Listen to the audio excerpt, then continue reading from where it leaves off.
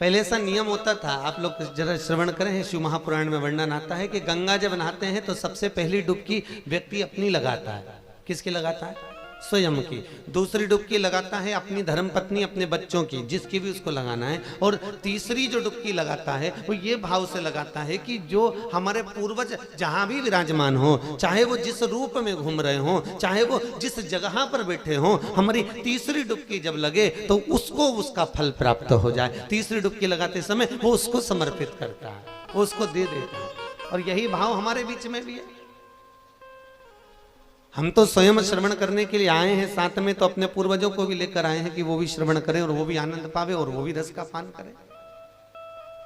7,39,00,000 शब्द, 18,000 श्लोक, 335 अध्याय और 12 स्कंद के एक शब्द का संबोधन भी अगर हमारे जीवन में उतर जाए, और ना जाने कितनी कितनी बार कथा श्रवण करी होगी, पूरा जीवन निकल गया किसी किसी का। लोग गर्व से कहते हैं हमने इतनी कथा सुनी, कोई कहता है हमने इतनी सुनी, कोई कहता है हमने इतनी श्रवण करी, कोई कहता है हमने उसकी इतनी बार सुन ली, कोई कहता है हमने उसकी इतनी बार सुन ली। पर यह समझ में नहीं आता, सुनी तो घनी सारी, पर धारण कितनी करी।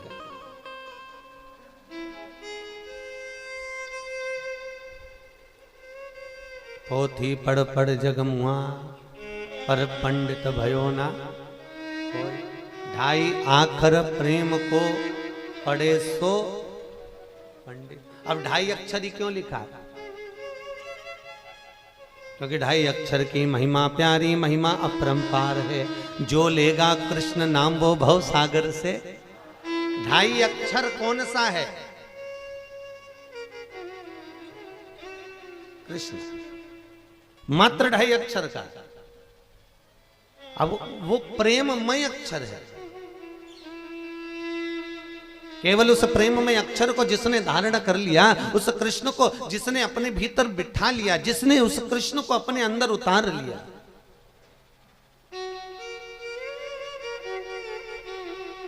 फिर कृष्ण उसका हो गया। सुदामा जी कितने ठाठ से आए थे, दरवाजे पर आए, आवाज लगाई। यही द्वारका नगरी में आकर द्वारपालों के दरवाजे पर पहुंचकर आवाज लगाकर सुदामा जी ने कहा था कि जाकर मेरे मित्र को कह दो, मेरे कृष्ण को कह दो। तो द्वारपालों ने कहा तुम्हारा लगता कौन है? कौन है वो तुम्हारा? पैसे वाले को देखकर ना जाने कितने रिश्तेदार बन जाते हैं। चलो यहां से बाहर निकलो। नहीं नहीं नहीं, वो मेरा अपना है, उसको जाकर बोलो। तो कई लोग कहते हैं महाराज जी हम इतना पुण्य करते हैं, हम इतना दान करते हैं, हम इतना भजन करते हैं, हम इतना कीर्तन करते हैं, हम इतना नाम जाप करते हैं, उसके बाद भी दुख हमको ही क्यों आता है? हमारा वो पुण्य कहां जाता है?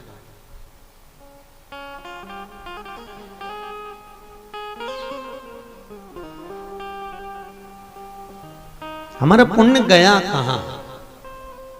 देखो भाई, माना तुमने कमाई अच्छी करी है, खूब कमाया, खूब कमाया, 10,000 रुपये महीना तुम्हें मिल रहा है, 15,000 रुपये महीना तुम्हें मिल रहा है, पर खर्चा भी तो देखो, गैस की टंकी में चले गया, लाइट में चले गया, मकान के कमरा का किराया में चले गया, बच्चों के स्कूल में चले गया, पढ़ाई लिखाई में चले गया। अब कुछ बचा पाओगे क्या? हाथ में कुछ बचा ही? थोड़ा बहुत बचा था तो 4-6 मेहमान आ गए, उनके खर्चे में चले गए, आया गया में चले गए। भले कमाई 15,000 रुपए महीने की हो रही है, भले कमाई 10,000 रुपए महीने की हो रही है, पर खर्चा देखो कि कितना हो रहा है। उसी तरह हमारा पुण्य, हमने दान खूब करा, हमने भजन खूब करा, हम द्वारका भी गए, हम सत्कर्म करने भी गए, हमने गोमाता को रोटी भी दी, हमने चिड़ियाओं को दाना भी दिया, हमने मछली को दाना भी प्रदान करा, हमने चींटी के लिए अन्न भाग भी दिया, हमने खूब दान, खूब भजन, खूब पुण्य, खूब सत्कर्म करा। हमने जितना बन सकता था उतना ज्यादा से ज्यादा करा। हमने पुण्य तो बहुत कमाया, पर खर्चा भी तो बहुत हुआ। हमने किसी के लिए अपशब्द बोल दिया, खर्च हो गया। हमने किसी को गलत दृष्टि से देख लिया, खर्च हो गया। हम किसी के लिए आड़ा टेढ़ा सुन लिए, निंदा सुन ली, तो खर्च हो गया। हमारा खर्चा भी देखो कि कितना है। तो भले हम सोच रहे हैं कि पुण्य ज्यादा कमा लिया, भले हमने सोच लिया कि हमारे पास पुण्य बहुत हो गया, पर खर्च भी देखा जाए कि खर्चा कितना हमारे पास खर्चा इकट्ठा है।